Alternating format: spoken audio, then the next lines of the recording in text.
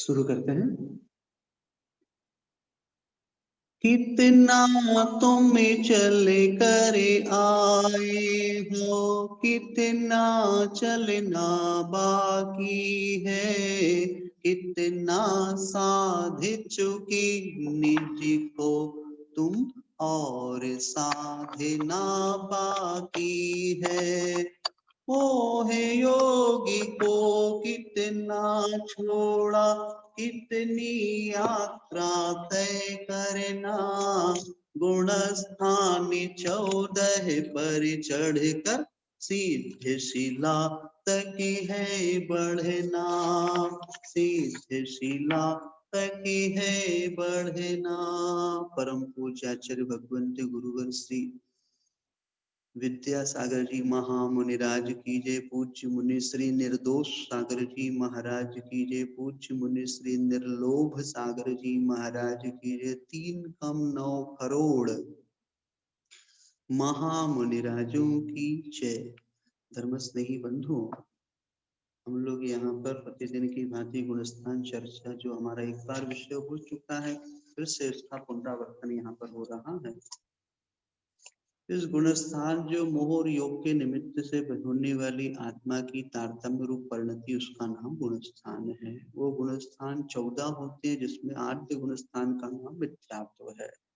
मिथ्यात्व विपरीत अभिनिवेश, उल्टी परिणति, तत्वों के प्रति अश्रद्धानात्मक उसकी परिणति होती है। ऐसा जो जीव है वो मिथ्या दृष्टि कहलाता है। ग्रहित अग्रहित आदि की अपेक्षा से उसके कई भेद आदि किए हैं। ये अपन लोगों ने पढ़ा। भावनात्मक उपयोग की चर्चा हमारी चल रही थी। भावनात्मक उपयोग में हम लोगों ने यहाँ पर 3 प्रकार के उपयोग होते हैं। एक अशुभोपयोग होता है जो दुर्गति का कारण होता है। शुभोपयोग जो होता है वो हमारे लिए सदगति का कारण होता है और परंपरा से मोक्ष को प्राप्त कराता है। तीसरा भेद हम लोग यहाँ पर कल हम लोगों ने पढ़ा था कि शुद्धोपयोग। शुद्धोपयोग जो है, ये शुद्धोपयोग, इसकी परिभाषा कल हम लोगों ने पढ़ी थी। शुद्धोपयोग जब भी होगा तो ये नियम से उन मुनिराजों को होगा, साधकों को होगा। जिन साधकों के पास में इतनी उनकी विशेषता होनी चाहिए। सुविदित पयत्थ सुत्थो, प्रश्न नंबर 54 है पहले मिथ्यात्व गुणस्थान में। शुद्धोपयोग किसे कहते हैं हम पढ़ चुके पूर्व में भी, कल भी हम लोगों ने इसकी परिभाषा समझी थी।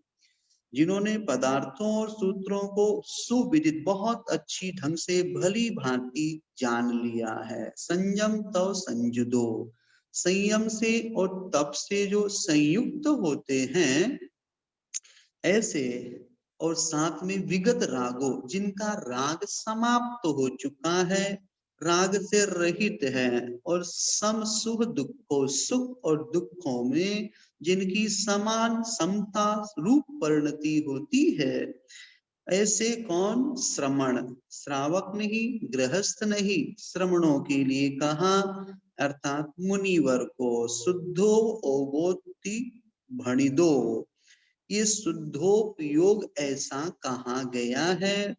ये शुद्धोपयोग अब देखा जाए तो राग समाप्त कहाँ, राग का अभाव कहाँ होता है? तो जहां गुणस्थान की चर्चा आगम के पक्ष को लेकर के यदि हम चलते हैं तो आगम के पक्ष में 10वें गुणस्थान तक कषाय यानी राग रहता है, और जब तक राग की परिणति है तब तक शुद्धोपयोग का प्रवेश नहीं है आत्मा में। जब 11वें गुणस्थान में उपसम श्रेणी की अपेक्षा साधक जब उपशांत मोही बन जाते हैं, उस परिस्थिति में वहां पर विगत राग, ये पद यहाँ पर लगाना। श्रमण है उन्हीं को 11वां गुणस्थान होगा। संयम और तप से वे ही युक्त होते हैं, बहुत अच्छे ढंग से जिन्होंने पदार्थों सूत्रों को जान लिया है, क्योंकि शुक्ले चांदे पूर्व विदह, हम एक सूत्र पढ़ते हैं तत्वार्थ सूत्र में कि ये शुक्ल ध्यान जो होता है ये किनको होता है, तो शुक्ल ध्यान उनको होता है पूर्वविद। ये पूर्वविद का ज्ञान जिनको होता है वे यहाँ पर उस प्रथम शुक्ल ध्यान ध्यान के अधिकारी होते हैं। इस प्रकार से यहाँ पर अपन ऐसा पूज्यपाद स्वामी की विवक्षा में लगा सकते हैं कि 11वें गुण स्थान वर्ती उन मुनिराजों उन साधकों का राग जो है अभाव को प्राप्त हो गया, अथवा हम 12वें गुण स्थान वर्ती क्षीण मोही को भी यहाँ पर ग्रहण कर सकते हैं। आगम के पक्ष गुण स्थान की विवक्षा में यहाँ पर ऐसा समझना। किंतु हम जब अध्यात्म की चर्चा करेंगे तो अध्यात्म गुण स्थानों का प्रवेश निषेध है। अध्यात्म गुण स्थान का कोई काम नहीं, समय सार गुण स्थान की बात करता नहीं। हाँ, समय सार को समझने के लिए जयसेन महाराज ने गुण स्थान परक कथन किया है, वो एक बात जुदा, लेकिन जहां अध्यात्म की बात आएगी वहां पर किसी भी प्रकार के गुण स्थान का कोई लेना देना नहीं होता। वो अध्यात्म जो है, अध्यात्म अंतरंग की परिणति का नाम अध्यात्म है। और वो अध्यात्म जो है वो जब श्रेणी सन्मुख होते हैं, साधक अंतर्मुखी होते हैं, साधक प्रवृत्ति की निवृत्ति होती है साधकों की, उस समय उनके वो शुद्धोपयोग बन जाता है। इस प्रकार से ऐसी यहाँ पर शुद्धोपयोग की चर्चा हमारी चल रही है। तो प्रश्न होता है क्या गृहस्थों को शुद्धोपयोग नहीं हो सकता? तो कहते हैं गृहस्थों को शुद्धोपयोग नहीं हो सकता, क्योंकि शुद्धोपयोग 7वें गुण स्थान से पूर्व नहीं होता। कुछ विद्वान शुद्धोपयोग का अंश गृहस्थावस्था में मानते हैं। उनकी ऐसी मान्यता आगम सम्मत नहीं है। अभी आपने प्रवचन सार की ये 14वें नंबर की गाथा शुद्धोपयोग की परिभाषा सुनी पढ़ी, इसमें यही स्पष्ट लिखा हुआ है कि शुद्धोपयोग का अधिकारी कौन? गृहस्थ नहीं, श्रावक नहीं, आरिका क्षुल्लक क्षुल्लिका नहीं, मुनिराज में भी कौन से मुनिराज? वर्तमान पंचम काल में अभी शुद्धोपयोग नहीं, सप्तम गुण स्थान में शुद्धोपयोग शुरू होता है, किंतु वो सातिशय अप्रमत्त दशा वाला शुद्धोपयोग यहाँ पर ग्रहण करने योग्य है, जो श्रेणी के सन्मुख होते हैं। ऐसी परिस्थिति में ही यहाँ पर इस शुद्धोपयोग को समझना।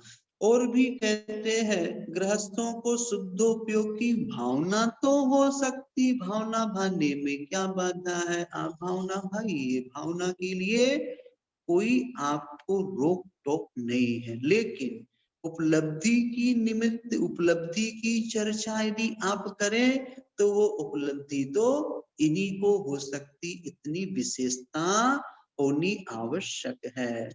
लेकिन शुद्धोपयोग या शुद्धात्मानुभूति नहीं हो सकती। भावना तो कर सकते हैं किंतु उसकी अनुभूति नहीं होती। कुछ तथा कथित लोगों का कहना है कि शुद्धोपयोग चतुर्थ गुण स्थान में होता है।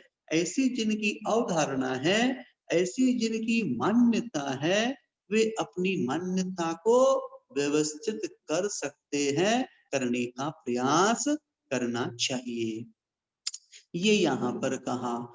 और भी यहाँ पर अपनी आगे चर्चा चलती है, कहते शुद्धोपयोग किन गुण स्थानों में होता है?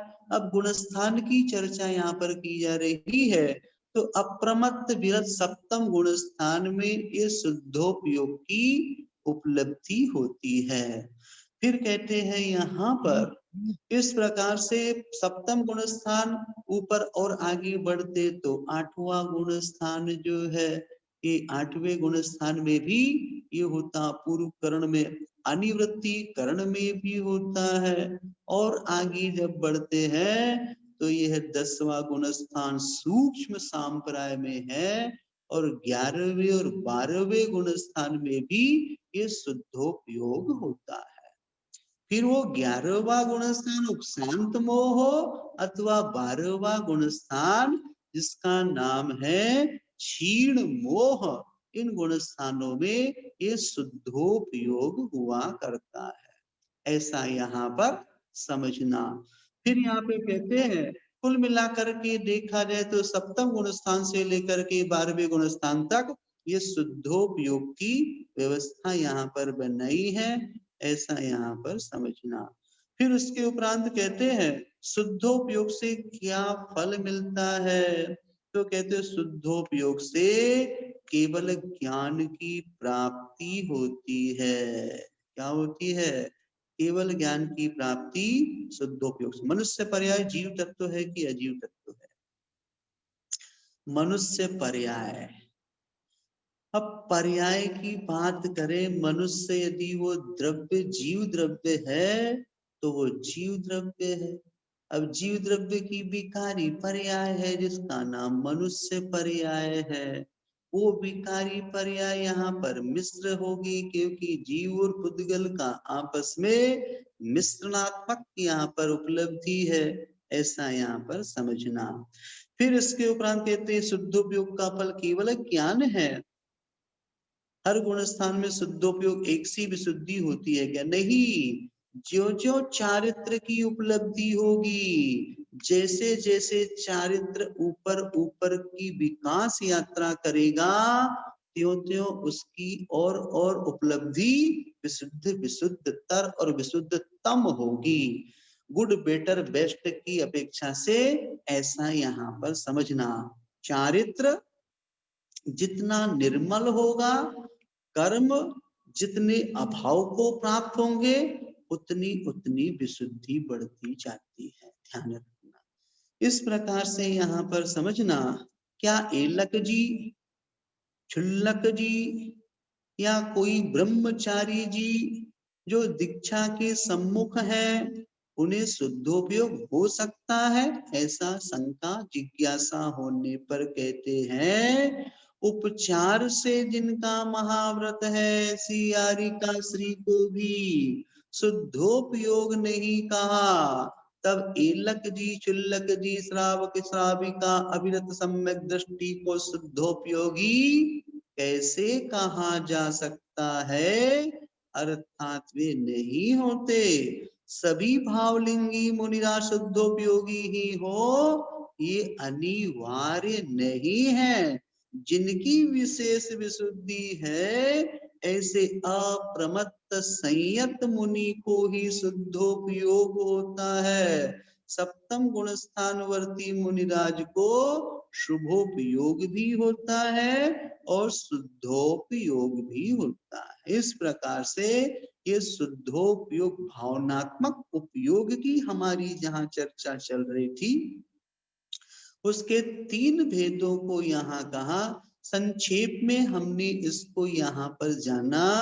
अब सम्यक दर्शन, शुभोपयोग, शुद्धोपयोग, इनके प्राप्त होने से क्या लाभ होता है? भैया लाभ की बात करते, हर व्यक्ति चाहता है कि हमें कोई ना कोई लाभ होना चाहिए, क्योंकि बिना लाभ का कोई काम नहीं करता, और जिसमें हानि होवे वो काम भी नहीं करता। यदि हम हानि वाले काम करें तो बताइए हम वहां पर बुद्धिमान की कैसे उससे इतर माने जाए? बुद्धिमान तो वो होता है जो हमेशा लाभ की ओर दृष्टि रखता है, उसमें भी वो आत्मिक लाभ की ओर विशेष दृष्टि रखता है। यदि उसको आत्मिक लाभ की उपलब्धि करनी है तो उसके लिए इन खोटी परिणतियों से दूर होना होता है। कौन सी है वो खोटी परिणतियां? कौन से हैं वो विकारी भाव?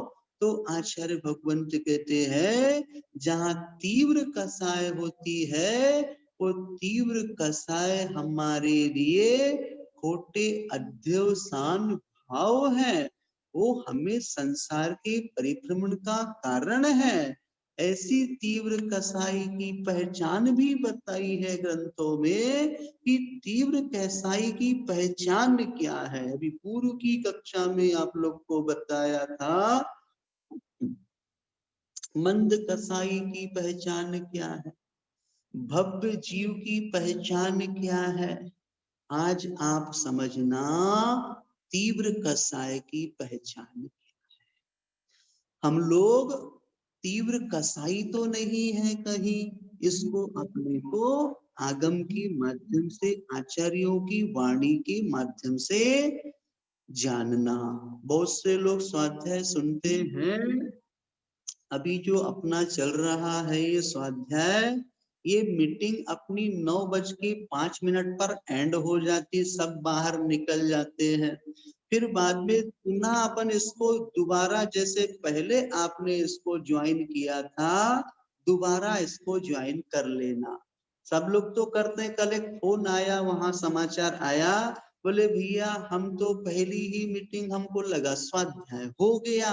हमने कहा नहीं, दोबारा फिर होता है, इसका एक टाइम निश्चित है, उतने टाइम पर ये बंद हो जाता। फिर दोबारा इसके लिए अपने को वैसे ही उसको प्रोसेस जो है इससे लिंकअप होने का, इससे जुड़ने का, उसको पुनः तुरंत विद इन अ सेकेंड आप कीजिए, आप पुनः जुड़ जाएंगे। जो विषय रह जाता है उस विषय को उसमें थोड़ा सा कंप्लीट करते हैं, थोड़ा सा विषय चलता है। इसलिए कुछ लोग नए जुड़े हुए हैं, उनको नहीं पता कि ये दूसरी मीटिंग भी होती है। हाँ, तुरंत दूसरी मीटिंग होती है, इसलिए उन लोगों के लिए ये सूचना है कि आप लोग जैसे ही 9:05 पर मीटिंग एंड हो जावे, आप पुनः तुरंत उसको लिंकअप, तुरंत उससे जुड़ जावे। ये कहने का आशय तीव्र कसाई की पहचान।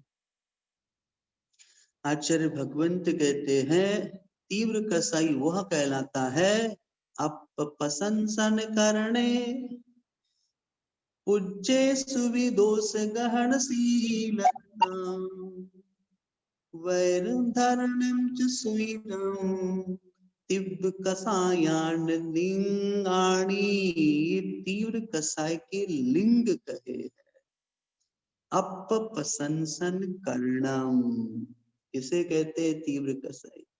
जो अपप्रशंसन, अपनी आत्मा की प्रशंसा करता है। मैंने ये काम किया, तुम्हें पता है यदि मैं नहीं होता तो ये काम नहीं होता, मैं नहीं होता तो ये समाज नहीं चलती, मैं नहीं होता तो घर नहीं चलता, मैं कमाता हो इसलिए तुम खाते हो। ये क्या है?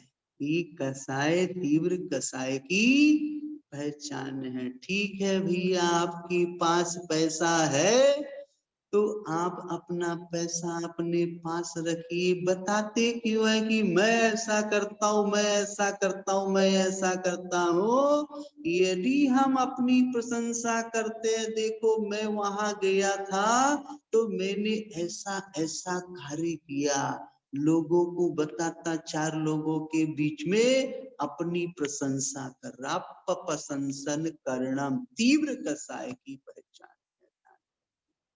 और इस आत्म प्रशंसा में लोगों को बड़ा आनंद आता। लोग कहते हैं भैया इतना आनंद आता अपनी प्रशंसा करने में, जितना आनंद मच्छर के काटने पर जब हो जाता है तब नहीं आता, उतना आनंद अपनी प्रशंसा के करने पर। अपप्रशंसन करना तीव्र कसाय की पहचान।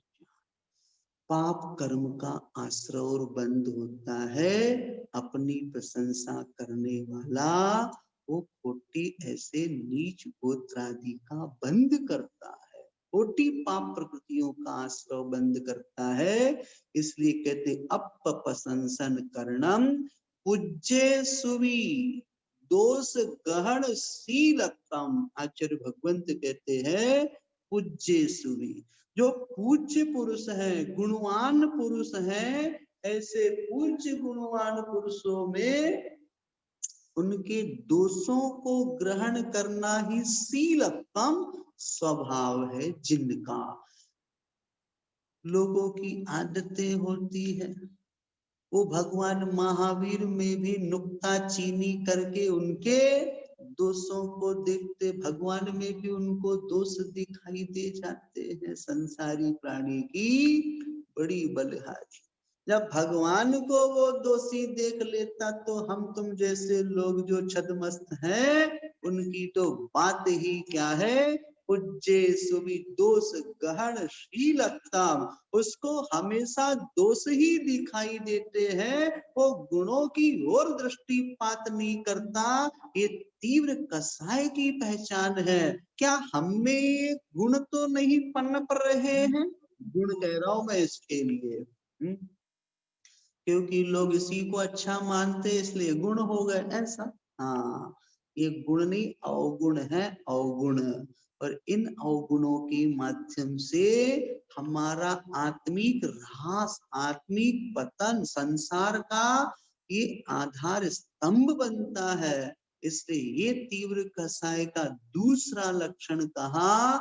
और वैर धरणम च सुईरम, और तीसरा लक्षण लिंग यहाँ कहा है कि वैर धरणम, वो पैर को यदि बांध लेता है तो ऐसा बैर बांध लेता सुईरम, सुचिर काल तक, चिरकाल तक ऐसा बैर बांध लेता है जैसे पारसनाथ का अपोजिशन जो था ऐसा वह उसका विरोधी तत्व 10 भाव तक बैर चलता। और भी अपन पढ़ते कई प्रकार के बैर होता है लोगों, ये भाव भाव तक भटकाता है। बैर, बैर कहते हैं वैर धरणम च सुईरम तिब्ब कसायान लिंगाणी। आचार्य कार्तिकेय स्वामी कार्तिकेय अनुप्रेक्षा में ये तीव्र कसाई के लक्षण कहते हैं। अब देख लो अपने में तो नहीं घट रहे, हम में तो नहीं घटित होते हैं। यदि हम में इस प्रकार के लक्षण दिख रहे हैं, हो रहे हैं, अनुभवन यदि आपको हो रहा है तो अपन इस गुणस्थान चर्चा को पढ़ते हुए इसके प्रति क्या करें, उदासीन हो जावे। क्योंकि इस चर्चा गुणस्थान को पढ़ना परिणामों को विशुद्ध बनाने का जो उपक्रम है उसमें ये हमारे लिए एक बाधक तत्व है। हम अपने रोजमर्रा दैनंदिन जीवन व्यवहार में इनसे बचने का प्रयास करना चाहिए। यही प्रयास हमको आगे चल करके भगवत पद को उपलब्ध कराता है।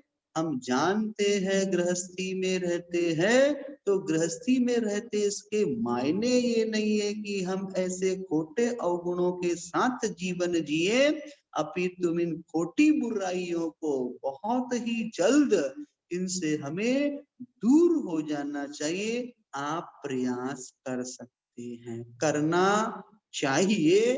ये यहाँ पर कहा जा रहा है तो सम्यक दर्शन, शुभोपयोग, शुद्धोपयोग, इनके प्राप्त होने से क्या लाभ होता है?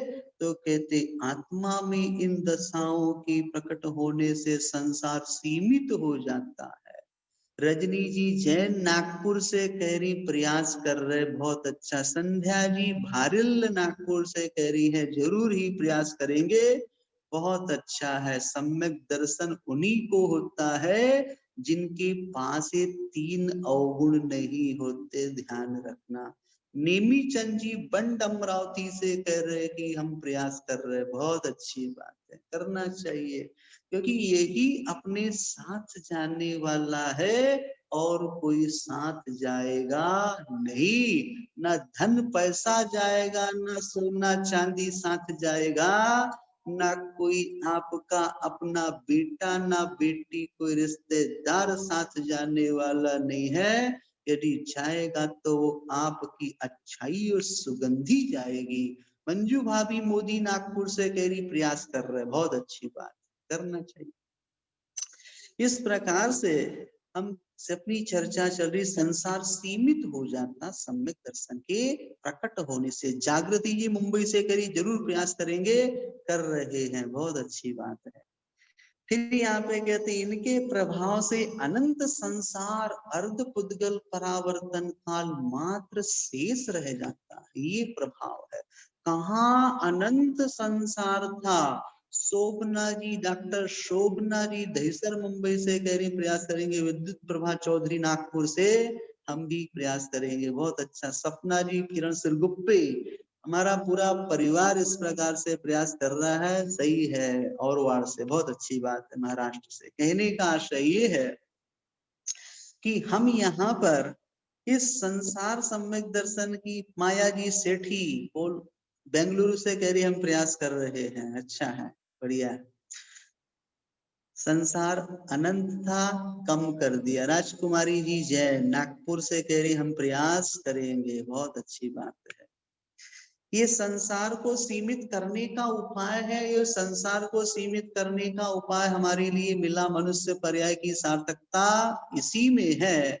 वंदना जी जमदाड़े अंचल इचल करंजी से कह रही हम भी प्रयास कर रहे हैं, बहुत अच्छा। स्वाध्याय का आप लोग वास्तविक लाभ उठा रहे हैं, ऐसा हम समझते। संसार सीमित रहता है, क्या अर्थ है। रेखा जी दोषी पूछ रही पूना से, तो संसार सीमित के मायने ये है। माया देवी जैन भी कह रही हम भी प्रयास कर रहे हैं, दिल्ली से, बहुत अच्छी बात है। संसार सीमित हो गया।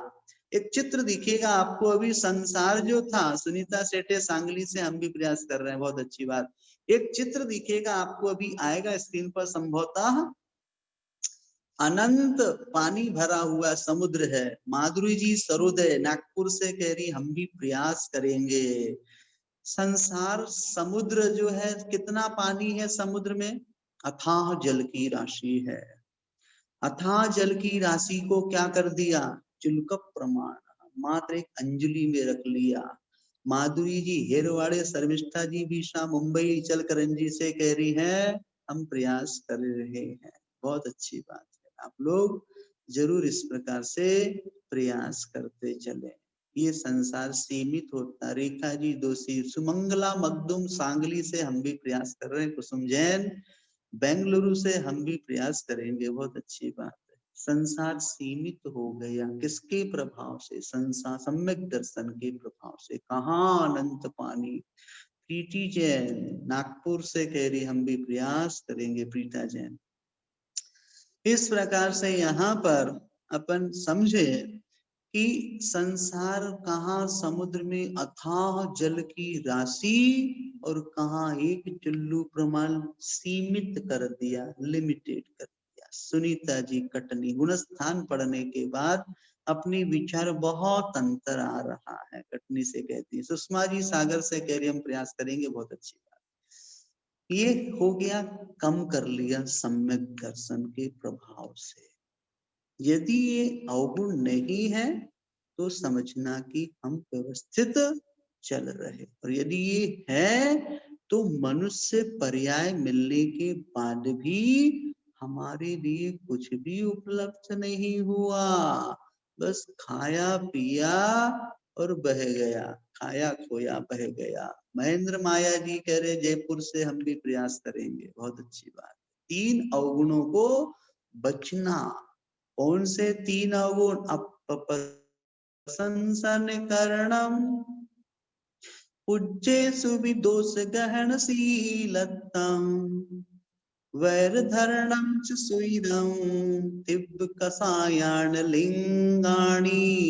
तीव्र कषाय के लिंग चिन्ह कहे हैं, इनसे बच करके ही संसार को सीमित करता। इनके प्रभाव से अनंत संसार परावर्तन काल मात्र शेष रह जाता है। सम्यक दर्शन शुभोपयोग और शुद्धोपयोग आदि के माध्यम से ये कहा।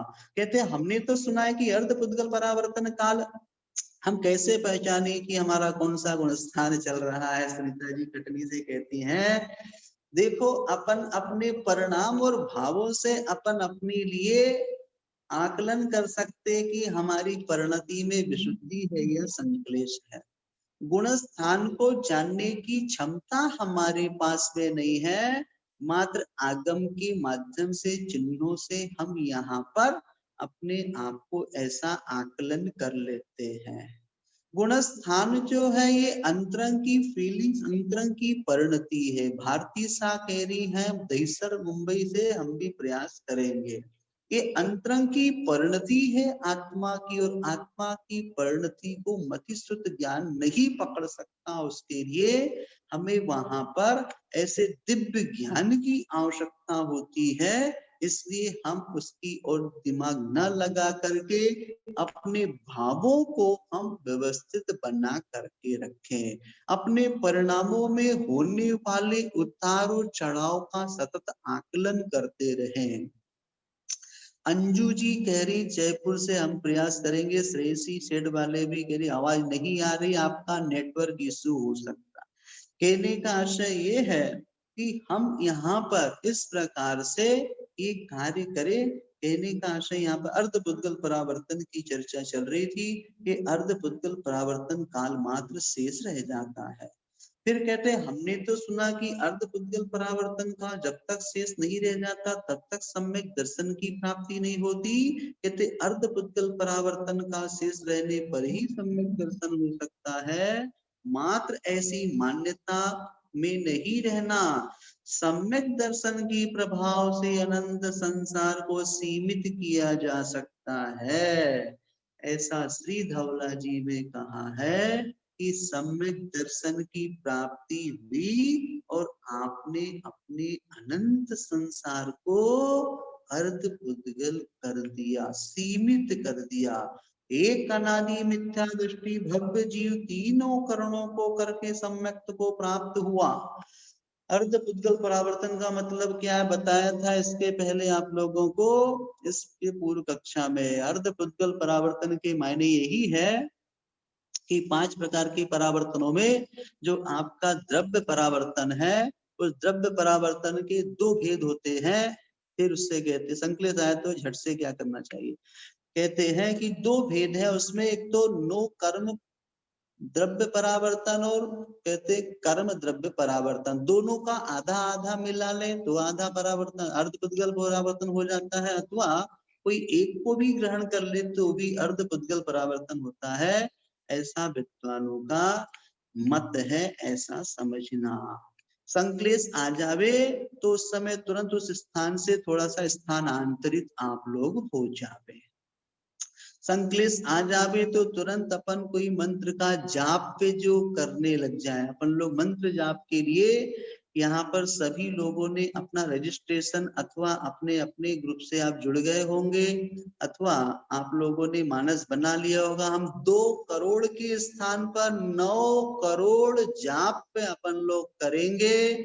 संसार में आई हुई जो वैश्विक महामारी कोरोना है उसमें जो लोग हताहत हुए अथवा जिनको स्वास्थ्य लाभ मिले, और साथ में आचार्य भगवंत तो स्वस्थ है किंतु और स्वस्थ रहे, साधु संत स्वस्थ रहे, इस निमित्त अपन लोग यहाँ पर ये उपक्रम 28 जनवरी से करने जा रहे हैं।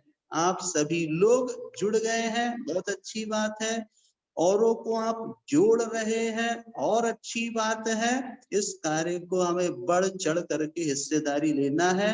पुण्य कमाने का ये अवसर हमको मिला हुआ है, इसलिए हमें इस पुण्य कमाने के अवसर को हमें छोड़ना नहीं है।